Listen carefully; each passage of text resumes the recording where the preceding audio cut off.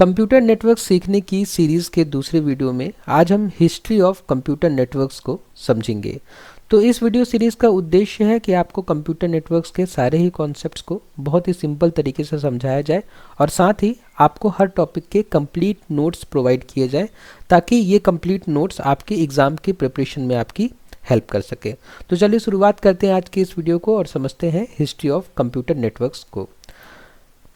तो history of computer network समझने से पहले हम समझ लेते हैं कि आज की इस वीडियो में हम कौन कौन से कॉन्सेप्ट्स को कवर करेंगे।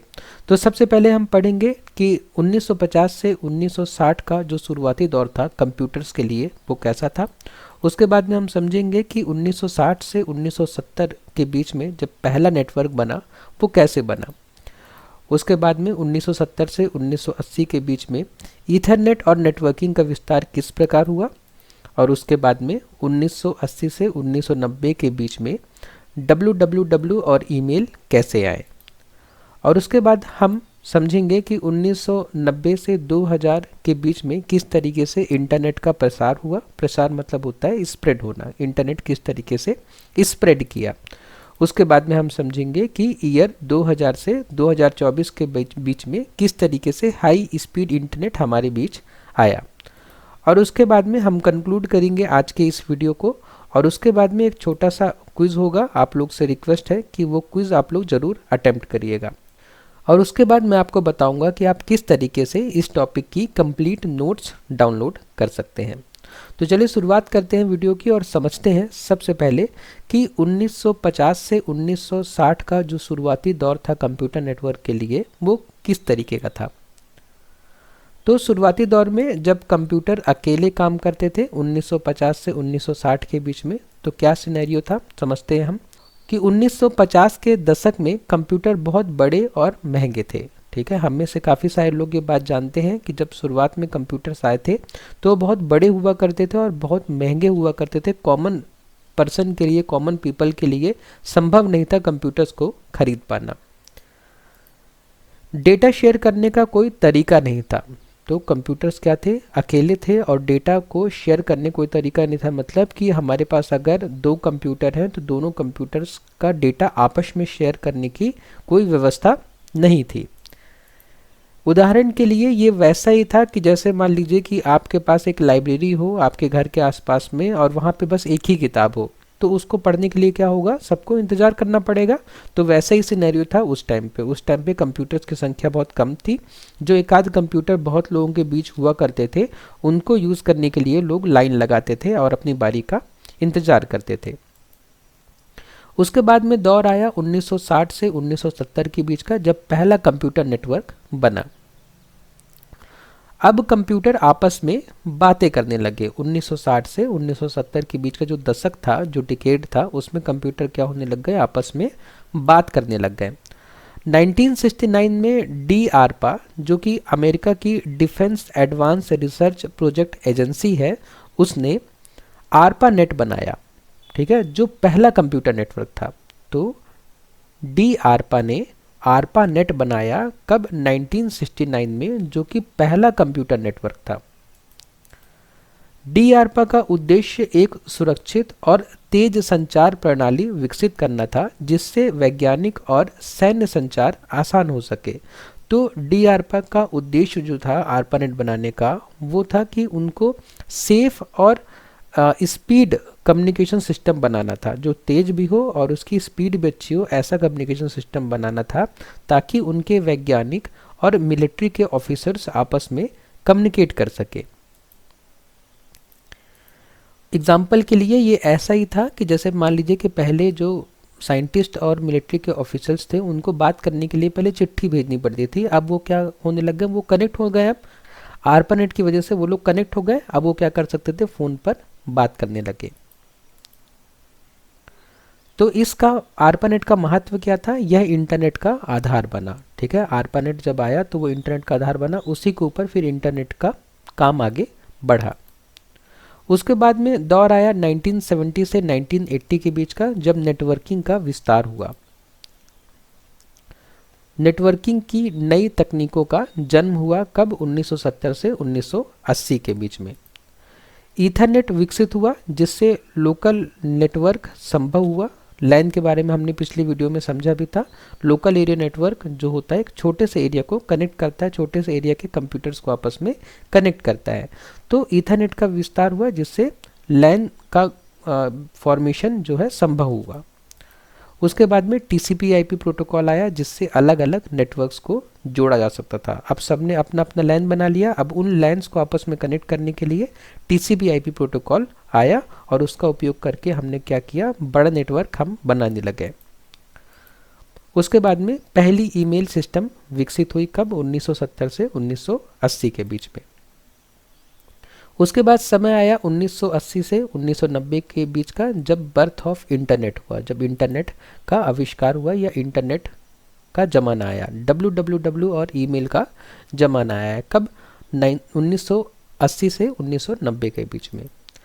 TCP/IP प्रोटोकॉल आया, अलग अलग नेटवर्क जुड़े। अब मतलब क्या हुआ कि नेटवर्क का विस्तार होना शुरू हो गया। TCP/IP प्रोटोकॉल की वजह से जो लोगों ने लैन बनाए थे वो लैन्स आपस में कनेक्ट हो गए और आपस में कनेक्ट होकर बड़े नेटवर्क बनने लग गए। ईमेल, DNS और वर्ल्ड वाइड वेब ने इंटरनेट को बदला। तो ईमेल आ गया कब, 1980 से 1990 के बीच में। DNS आ गया। DNS मतलब होता है डोमेन नेम सिस्टम।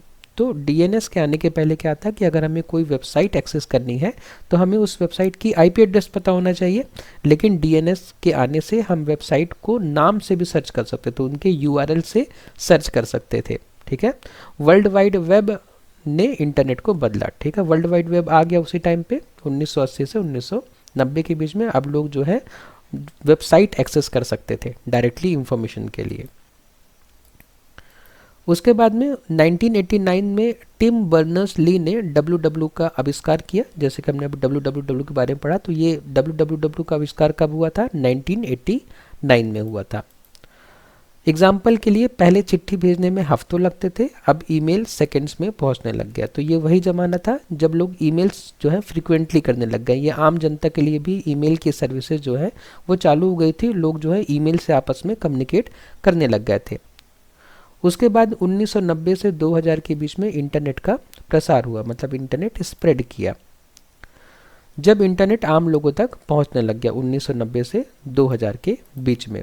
1990 के दशक में वेब ब्राउज़र जैसे कि नेटस्केप नेविगेटर आए, जिससे इंटरनेट को एक्सेस करना और आसान हो गया। ठीक है, 1990 के दशक में नेटस्केप नेविगेटर जो था वो पहला वेब ब्राउज़र था जिसका यूज़ करके लोग जो है इंटरनेट को एक्सेस करने लग गए। उसके बाद में ई-कॉमर्स की शुरुआत हुई। अमेज़ॉन और ईबे जैसी कंपनी आई कब, 1990 से 2000 के बीच में। और सर्च इंजन विकसित हुआ। 1998 में गूगल लॉन्च हुआ और लोग जो है अब जानकारी गूगल के थ्रू सर्च करने लग गए। 1990 के दशक के अंत तक इंटरनेट दुनिया भर में तेज़ी से फैल चुका था। तो 90 के दशक में सब लोगों के पास में इंटरनेट एक्सेस आने लग गया था। उसके बाद में एग्जाम्पल के लिए पहले लोग अखबार से जानकारी लेते थे, अब वेब सर्च से सेकंड्स में जवाब मिलने लग गए। अब लोग जानकारी के लिए वेब की तरफ बढ़ने लग गए और वेबसाइट्स में इंफॉर्मेशन सर्च करने लग गए। उसके बाद में समय आया 2000 से 2024 के बीच का, जो हाई स्पीड इंटरनेट का दौर था।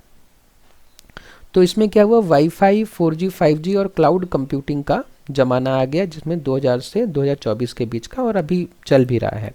ठीक है, इसमें क्या होता है कि video call, online gaming, cloud storage अब आसान हो गया, हम सब करते हैं। 5G और AI नेटवर्क से फास्ट इंटरनेट हर जगह हो गया।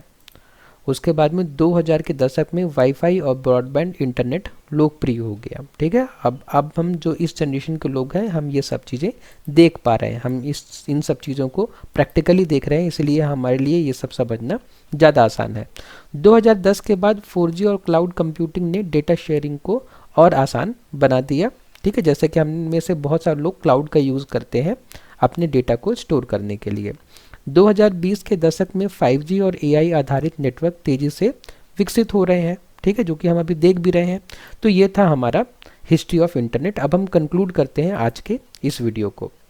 तो हमने क्या सीखा अभी तक, हमने समझा कि पहले कंप्यूटर अकेले थे, फिर जुड़े और अब पूरी दुनिया एक डिजिटल गांव बन गई है। ठीक है, जैसे कि हम जानते हैं कि गांव में क्या होता है कि सब एक दूसरे से कनेक्टेड होते हैं, तो वैसे ही अब पूरी दुनिया हो गई है, हम इंटरनेट के माध्यम से सारी दुनिया से कनेक्टेड हैं।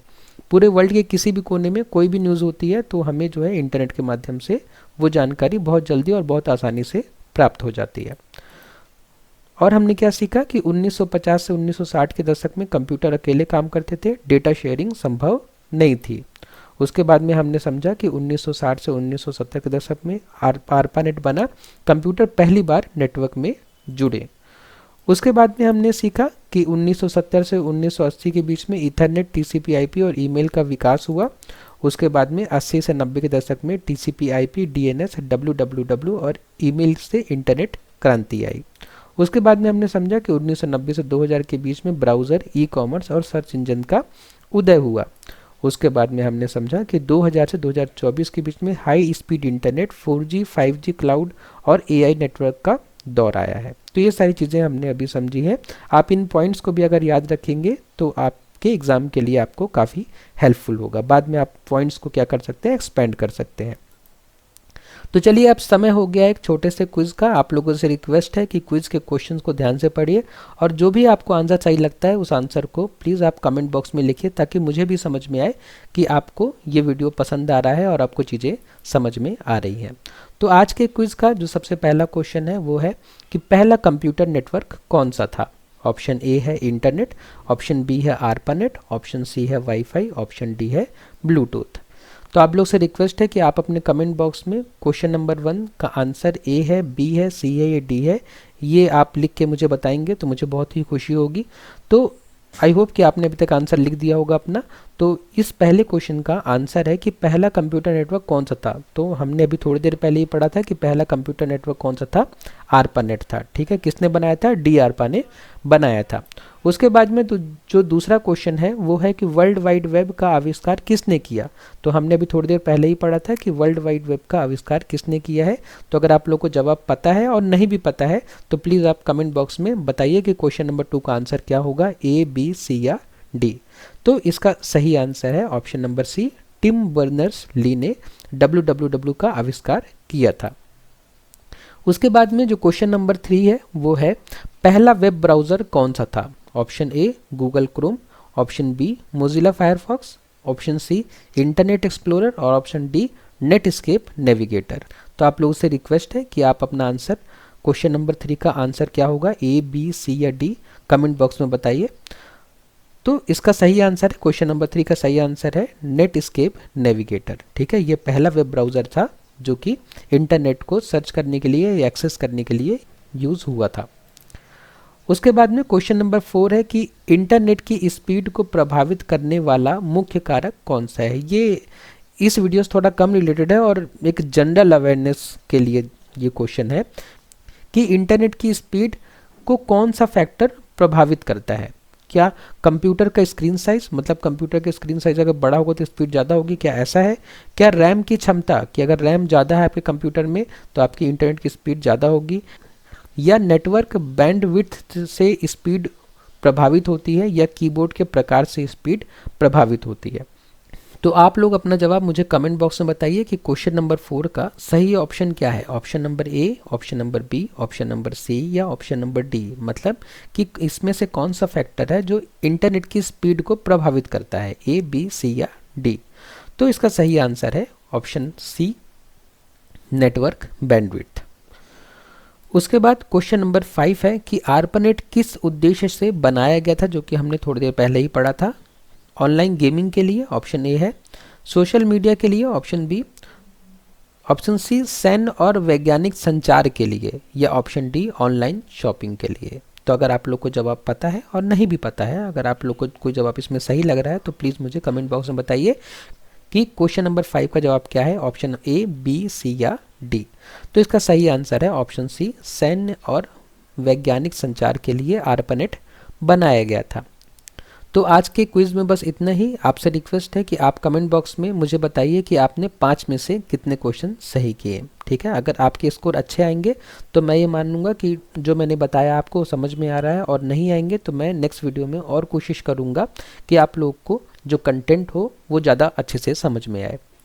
अब अगर आपको इस टॉपिक की कंप्लीट नोट्स चाहिए तो आप नीचे गूगल ड्राइव का लिंक दिया हुआ है, आप उस पर क्लिक करके कंप्लीट नोट्स जो है डाउनलोड कर सकते हैं इस सब्जेक्ट के सारे टॉपिक का। तो अगर आपको वीडियो पसंद आया तो चैनल को लाइक करिए, अपने फ्रेंड्स के साथ शेयर करिए और चैनल को सब्सक्राइब करिए। वीडियो को लास्ट तक देखने के लिए धन्यवाद।